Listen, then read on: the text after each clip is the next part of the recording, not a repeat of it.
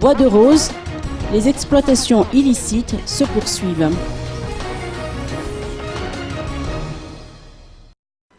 Les travaux entrepris par la commission d'enquête parlementaire sur l'affaire Bois de Rose se poursuivent selon les explications apportées par Henri Lecacheur. Depuis le mois de juillet, les membres de cette commission ont mené des investigations dans la région Annalandsruf. Ce travail sur terrain a permis de dégager de nouvelles révélations sur l'affaire de Bois de Rose, a-t-il confié. L'exportation ainsi que les coupes illicites de Bois de Rose sont monnaie courante jusqu'à aujourd'hui encore, a révélé le parlementaire CST Henri Lecacheur, président de la commission d'enquête. Une nouvelle tentative d'exportation se prépare dans le littoral nord-est du pays, plus précisément dans les localités situées entre Mananar et Marantset. Des randins de Bois de Rose sont déjà prêts à embarquer dans des bateaux.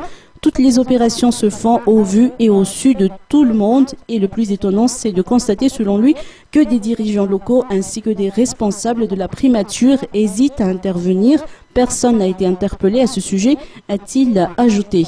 Cette année, la direction régionale des forêts à Mananara-Nord a enregistré 129 randins de Bois de Rose saisis à la suite de tentatives d'exportation illicite. À présent, il s'avère que les bois en question ont disparu comme par enchantement, a dénoncé Henri Lecacheur. Ces randins ont été transférés vers la région Atsinan de manière illicite.